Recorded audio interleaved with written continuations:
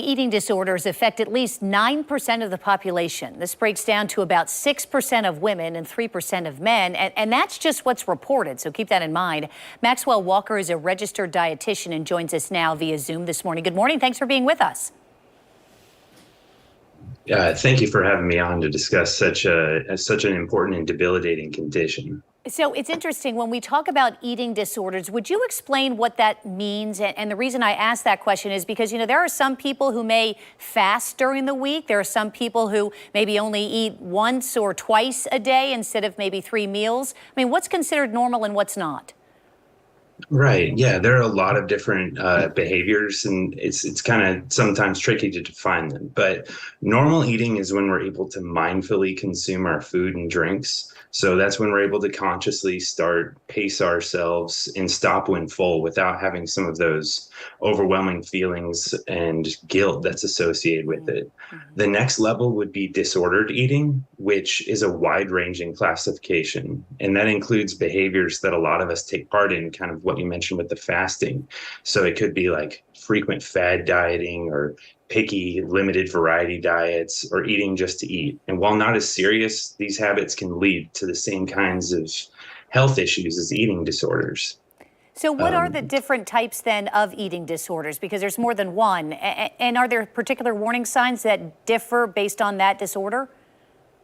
Right. Yeah. So there are a number of conditions that fall under the eating disorder umbrella. The most, the one we kind of think about the most might be anorexia nervosa, which includes significant restrictive intake behaviors. It may also have some pretty severe elevated physical activity behaviors involved as well. Another one would be bulimia nervosa, which has frequent episodes of excessive intakes followed by purging behaviors. The most common eating disorder is actually binge eating. So this includes recurrent episodes of eating large quantities of food and having some pretty extreme feelings of guilt afterward. And with all three, there may be obsessive tendencies around the person's weight and appearance. And it, as I mentioned before, may include some pretty severe levels of physical activity. The last one I wanted to mention that actually doesn't have any sort of distress about body shape, size, or fears that's kind of been becoming more prevalent is the avoidant restrictive food intake disorder, ARFID. So we've seen that a lot in kids and even in adults, but it's somebody who doesn't grow out of those picky stages of childhood and things like that. I'd like to hear more about that. So maybe a selective eater when they're growing up and then they just have gotten used to just not eating more frequently?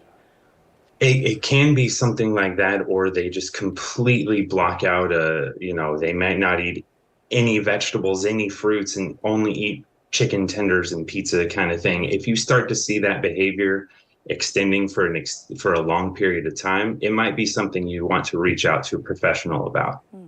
Now, so we often tend to assume that eating disorders are more prevalent in younger women. What about other demographics?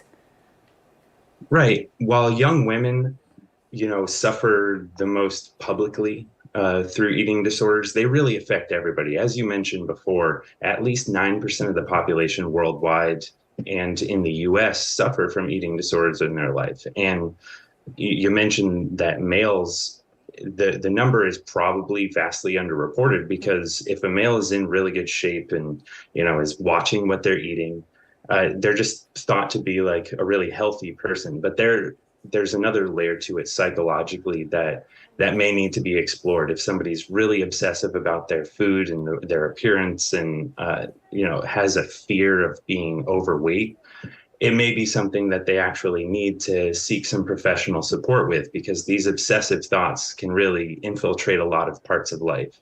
So is this seeing a mental health counselor or a dietitian? What do you suggest if someone is struggling with this?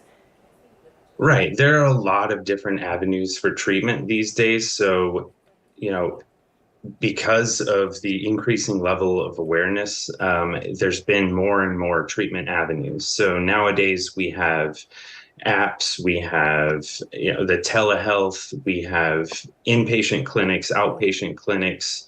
There are a lot of really great resources out there. So the National Association of Anorexia Nervosa and Associated Disorders website and the National Eating Disorders website both have an abundance of resources. And if you're trying to find a registered dietitian, you can go to the Academy of Nutrition and Dietetics and go to Find a Nutrition Expert.